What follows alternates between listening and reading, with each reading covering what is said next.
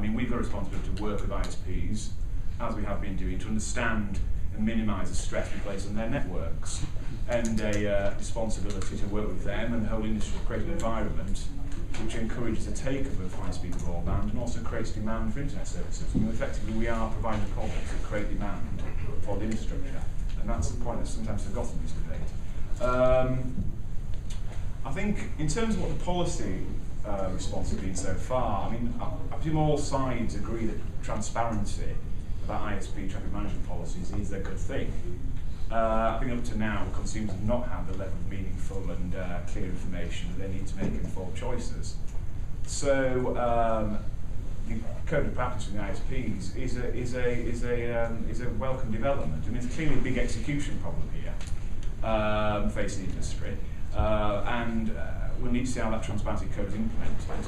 And we need to have proper verification, given the problems we've seen in terms of discrepancy between advertising and actual delivery speed in a part of the market which is pretty obvious and transparent. I mean, if there's been problems with that, then let's see how the implementation goes in terms of transparency in far more complicated areas. I think it's also important that content providers play a role in aiding transparency as well.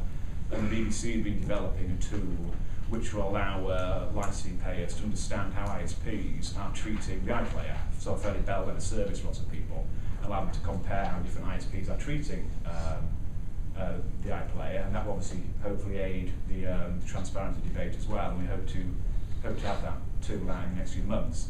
I mean, but while transparency is a necessary condition, I think, to safeguard the open internet, our view is it's not a sufficient condition. I mean, switching of broadband packages, I think, remains pretty low. It's declining, and it's probably increasingly constrained by bundling practices.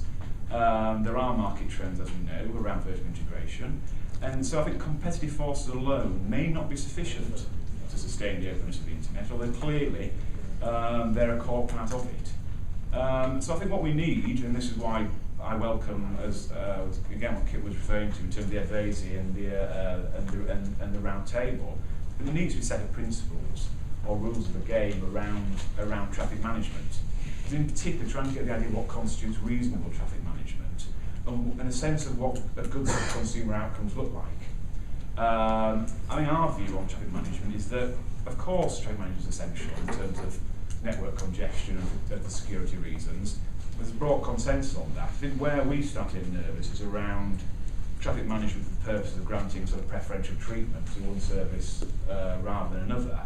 And that's why I think we've welcomed the two sort of foundation principles on traffic management that the Minister set out, i.e. first, no blocking of legal content and no discrimination in the interest of commercial rivalry. And I think that's a very good starting point for this debate, which we will hope to sort of contribute to and work together with some content providers to try and give that perspective in the debate.